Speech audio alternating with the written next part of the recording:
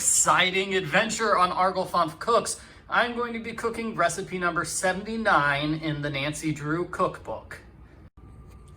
This is a Thanksgiving recipe. Look at all these foods they recommend for Thanksgiving. Roast turkey, mashed potatoes, sweet potatoes, creamed onions, mashed turnips, and cranberry surprise. So that's in all caps because they actually have that recipe in the book. All this other stuff, they don't have recipes for. They're suggesting foods that you won't know how to cook.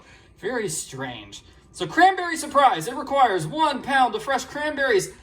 I don't know where to get cranberries. I found a bunch of different cranberry sauces, so I went with this one because it kind of looks like it has cranberries in it.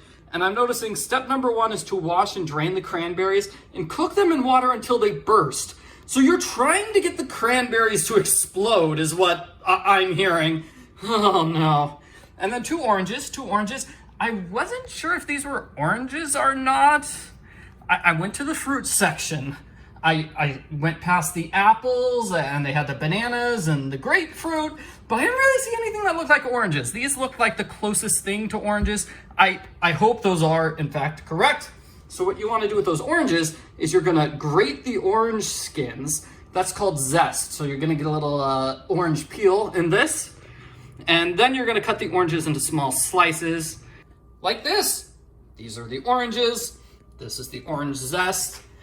You know, if I make this recipe again, I should try making it in the blender or a food processor, because cutting up these oranges by hand was really difficult, really tough. I only did 1 orange instead of both of them, because that's a lot of orange.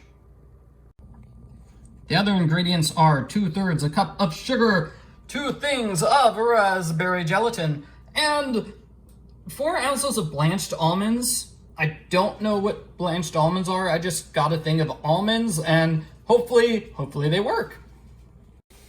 And now it is cooking time. What you want to do is put everything into a pot of water, boiling water. So it's a pot of boiling water. It said 1.5 cups of water. You start with the raspberry gelatin and then you just mix everything else. So trying to get the zest to come off. Come on. It didn't come off. I'll get the sugar in because sugar is delicious. I'll get the cranberry in. Come on. Okay, so some of the ingredients I will have to use a spoon for. Now I've got all the ingredients in there. I want to stir it until it's relatively smooth. This is difficult because we've got a bunch of chunks, so try to stir it as best as you can. And be careful because it fills up most of the saucepan. There's not a lot of room. So when you're stirring, it's very easy to accidentally spill some on your leg. Got it all over my leg here. Yeah, so I'm gonna have to change clothes. Thanks a lot, recipe.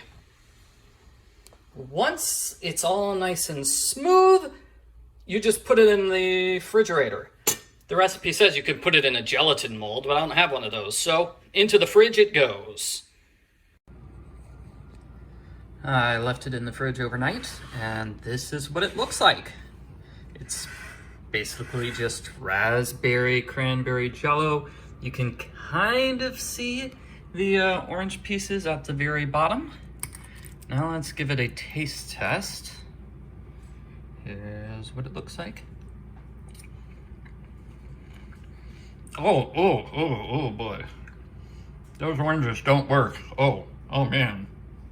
Sorry, I had to pause the video so I could spit that out. That was really disgusting. So the oranges basically ruin this recipe. Don't make it with oranges. That is a terrible mistake. Other than that, it's okay. Cranberry sauce normally is pretty close to gelatin, so having gelatin mixed with cranberry sauce works really well.